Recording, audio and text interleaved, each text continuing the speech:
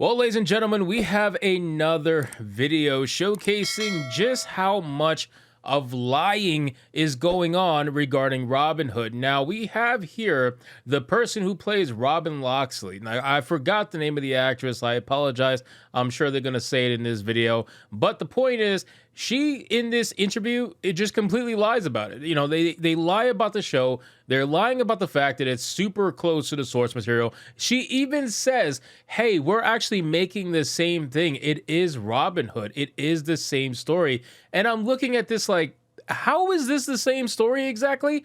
Like, forget the race swaps, forget the obvious trying to make everything about race, forget all that. How exactly is this the same story compared to the original Robyn Hood? Like, nobody's even trying to talk about that because obviously we all know it's not going to be the same story. Like, you're not going to have a retelling of the original. We get that. But the fact that they're trying to pass this off as if this is the same story and they're respecting the source material. You know, I did a video about Director X and the nonsense he was talking about regarding the source material. Now we have a obvious interview here from this TV show called The Morning. I guess it's a Canadian TV show, I really don't know, where they interview her and she just goes off on this obvious bullshit. So let's get into this video, guys. But of course, before we do, if you are new here, consider hitting that subscribe button, man. I'm Shadow Bandit, so I'll greatly appreciate it. And like the video to push us out into the YouTube algorithm. Let's hit it. Welcome to the morning show. Hi, thank you for having me. Oh, it is our pleasure. Okay, we need to know more about this character. Tell us all about it. Okay, Robyn Loxley is incredible. I was actually just saying earlier to someone, what I love the most about this character is she is so fearless and brave that I tried to kind of take a little bit of that into my own life after playing her.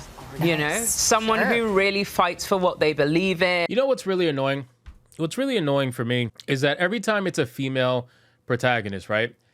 I don't know if they're told to say this. I would almost bet that they are. But every time it is a female protagonist, they always use the same words to describe every single female protagonist, right?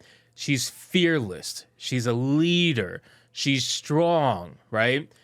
You mean to tell me every single one of these female protagonists experience no fear? Like, they're completely fearless. They experience no fear. They just got it, right? Like, they're just one of those people that just run out there and they got it. That's every single one, really. Every single one of them is strong. Every single one of them is what it seems like. It's all the same descriptions because they're just remaking the same character over and over and over again. There is no differentiation between all the female protagonists we've been seeing lately that are written terribly. I'm just being real with you. That's just how it is. But let's continue. And even if it means that it might not be so great for her, you know? Mm-hmm. That's pretty neat when you can do that. It is. Right? Yeah. Mm-hmm. Well, Robyn is an aspiring rapper. Do you have a musical background? I wish that I did. I think I have one. I know it's not meant this way, but I just think it's damn hilarious that the two ultra white interviewers are automatically assuming that the black actress has a musical background because Robyn Loxley, the character in the show, is a rapper, right? So you're black, you clearly must be a rapper. I know it wasn't meant that way. I just find it funny. Like, when I'm in my bedroom, I think I'm a great rapper. Yeah. But in real life, no. I think anyone who knows me would be like, oh, please stop. So that's one of the elements you will not be taking from the character moving forward? It's not my voice, but do you know what was really liberating? So you know what's interesting? The fact that she's showing more emotion in this interview than she did in the entire first two episodes that I watched. That was my biggest issue with her playing Robyn, is that she shows absolutely zero emotion regardless of whatever's happening on screen. And I think it's because now I realize that she's a Londoner, right? So she has the accent, and she was told to get rid of the accent, essentially. She was told to work on trying to sound like something totally different. And I don't know if it's because of that, as she's struggling with her speech, that that's the reason why she's having trouble emitting emotion during certain scenes. But it's really bad. Like, that's my biggest gripe with that. So hearing her talk and seeing her show emotion here makes me wish she did that in the show. Being kind of in this costume, you know, with the mask and my hood and my cape, I kind of created this. Those masks are so cringy. I just had to say that. Quite badass persona. And there was something about kind of having the anonymity of being in the mask that I was able to just really like lean into, just kind of like going for it and doing the rapping. Okay, hearing about the mask and the cape and then the rapping, people are going, what is this? So let's talk about the similarities and differences between the OG and what we have now. I think fundamentally what you're dealing with Robin Hood as the original story, we are making Robin Hood. It's no difference, you know.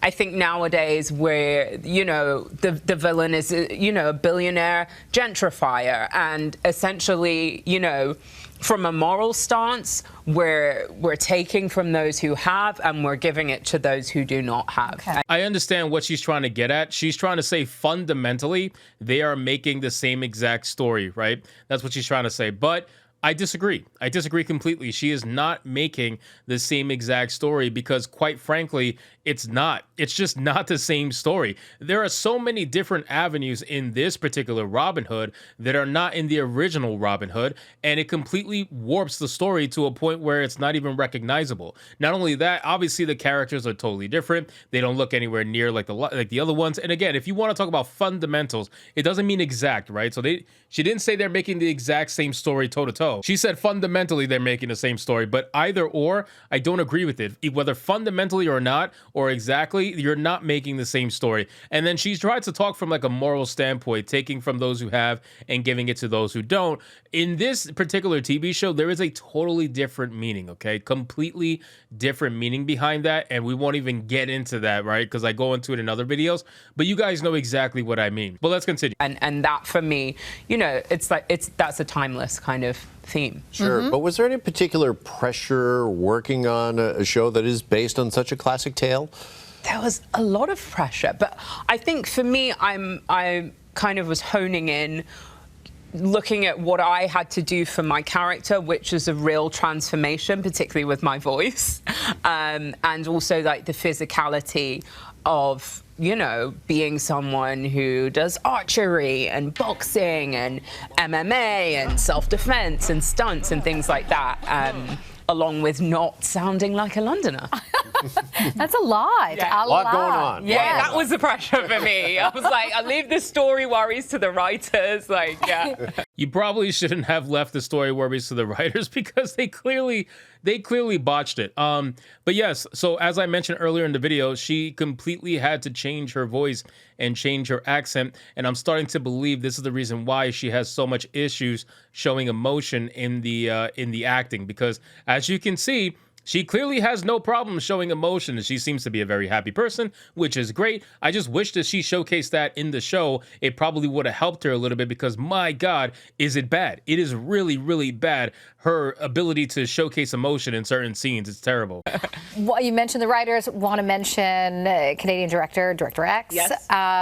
Shout out to Director X. He hit me up on Twitter, and I promised him I wouldn't show what he said, but we are in talk. He's been on the show. What was it like working with him? It was brilliant. Yeah, just really like a breath of fresh air, because I guess X's approach is probably a little bit unconventional. He doesn't come necessarily from the world of TV. So he's got a great visual eye. You know, we would have parties on set. That was kind of like my favorite thing. We had boombox. You guys let me know in the comments down below if you think Director X totally smashed that. I'm starting to believe that he did. There's a lot, and we're just like, you know, especially when we were doing night shoots and we needed like a pickup, just blasting loud music. And then the rapper starts. Yeah. And then out comes my alter ego. Yeah. What do you think audiences, what are they going to love most about this show? I think it's such an exciting adventure, and you know, you get to go on an incredible journey with some amazing characters that really unfolds, you know.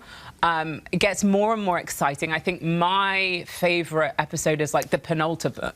I can't even say that word. The penultimate episode, episode 7, I love.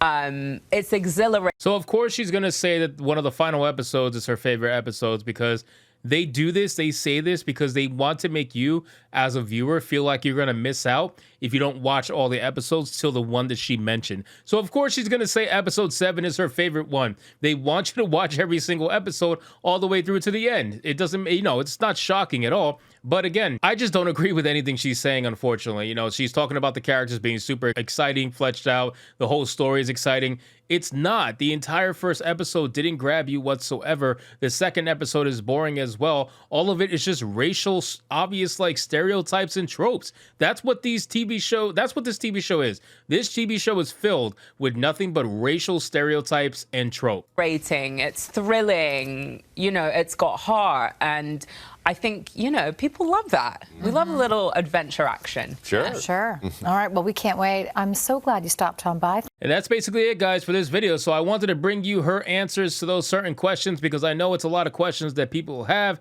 especially regarding like source material and everything like that.